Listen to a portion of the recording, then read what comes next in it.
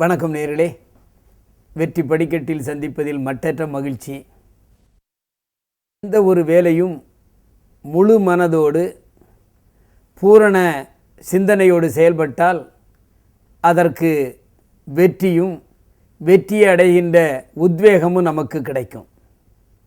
வாழ்க்கையில் முன்னேற வேண்டும் என்று துடித்தவர்களெல்லாம் தொடர்ந்த முயற்சியின் மூலம் வெற்றி பெற்றிருப்பதை நாம் காணலாம். ஒலிம்பிக் ஓட்டப்பந்தயத்தில் ஓடுகின்றவர்கள் அத்தனை பேரும் முதல் பரிசை வெல்ல வேண்டும் என்றுதான் ஓடுகிறார்கள். ஆனால் முதலில் வருகின்ற 3 பேருக்கு மட்டுமே தங்கம், வெள்ளி, வெண்கலம் என்று 3 பரிசுகள் கிடைக்கின்றன. பரிசு கிடைக்காதவர்கள் இதனால் நாம் ஓட்டத்தை நிறுத்திவிட வேண்டும் என்று நினைப்பதில்லை. நாம் மீண்டும் மீண்டும் தொடர்ச்சியாக முயற்சி செய்து அடுத்த முறை வெற்றி பெற வேண்டும் என்ற எண்ணத்தோடு தான் இருந்து கொண்டிருப்பார்கள். தொடர்ந்த முயற்சி மிகவும் தேவை.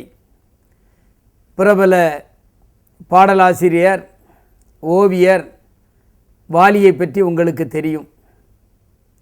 ஸ்ரீரங்கத்தை சார்ந்தவர். அவர் இளம் வயதிலேயே கவிதை புனைகின்ற ஆற்றல் பெற்றவர்.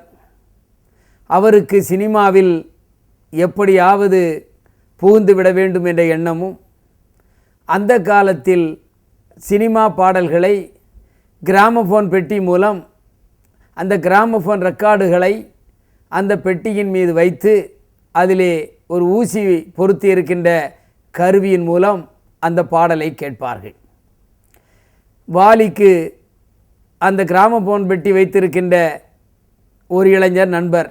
எனவே அடிக்கடி அங்கே சென்று அந்த பாடல்களை ரசிப்பார்.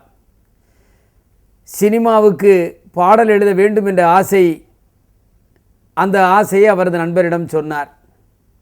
ஒரு நாள் அந்த நண்பரின் வீட்டிற்கு ரங்கநாதன் என்ற தயாரிப்பாளரும் சினிமா தயாரிப்பதற்கு ஃபைனான்ஸ் பண்ணுகின்றவரும் அங்கே வருகை தந்திருந்தார். அவர் அந்த காலத்தில் வெளியான சினிமா பட பாடல்களை அந்த கிராமஃபோனில் அந்த இசைத்தட்டில் பதித்து கொண்டு வந்திருந்தார். வாலிக்கோ மிகுந்த ஆவல். அவருக்கு பிடித்தமான படத்தில் இருக்கின்ற அந்த பாடலை கேட்க வேண்டும் என்று சொல்லி உடனே அந்த ரங்கநாதன் ஐயாவிடம், ஐயா எனக்கு ஒரு முறை இதை போட்டு காட்டுங்கள் என்று அவரிடம் வேண்டினார். அவரும் சிரித்து கொண்டே, உனக்கு நான் போட்டு காட்டுவேன், கேட்டுக்கோ, ஆனால் நான் கேட்கின்ற கேள்விக்கு நீ பதில் சொன்னால் நான் போட்டு காட்டுவேன் என்று சொன்னார். தைரியமாக எப்படியும் அந்த பாட்டை கேட்டுவிட வேண்டும் என்ற ஆர்வத்தோடு, கேளுங்கள் ஐயா என்று வாலி பதில் சொன்னார். அதற்கு ரங்கநாதன் அவர்கள் கேட்டார்கள், இந்த கிராமஃபோன் இசைத்தட்டியில் ஒரு எம்பளம் இருக்கும். அந்த எம்பளம் ஒரு நாயாக இருக்கும். அந்த நாய் ஆண் நாயா பெண் நாயா நீ உடனடியாக சொல்ல வேண்டும் என்று சொன்னார். கிராமஃபோன் பெட்டியில் அந்த இசைத்தட்டில் ஒரு நாய் அதை கவனிப்பது போல் அந்த கிராமஃபோன் பெட்டி இருக்கும். வாலி உடனே சொன்னார், அது ஆண் நாய் தான் என்று சொன்னார். நீ எப்படி கண்டுபிடித்தாய் என்று கேட்டவுடனே அவர் சொன்னார், HMV என்றால் ஹிஸ் மாஸ்டர் வாய்ஸ் என்று தானே போட்டிருக்கிறது. ஹிஸ் என்றால் ஆண் தானே, இல்லாவிட்டால் ஹர் மாஸ்டர்ஸ் வாய்ஸ் என்று தானே போட்டிருப்பார்கள் என்று வாலி உடனடியாக பதில் சொன்னார். ரங்கநாதன் அவர்களுக்கு மிக்க சந்தோஷம்.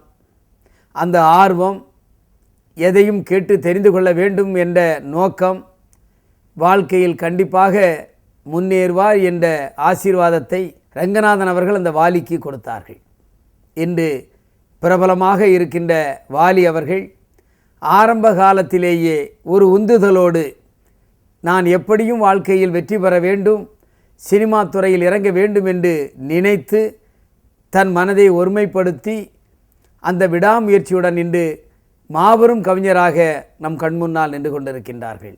எனவே முயற்சியும் தன்னம்பிக்கையும் வேண்டும் என்று சொல்லி மீண்டும் உங்களை நாளை காலையிலும் மாலையிலும் சந்திக்கின்றேன். நன்றி, வணக்கம்.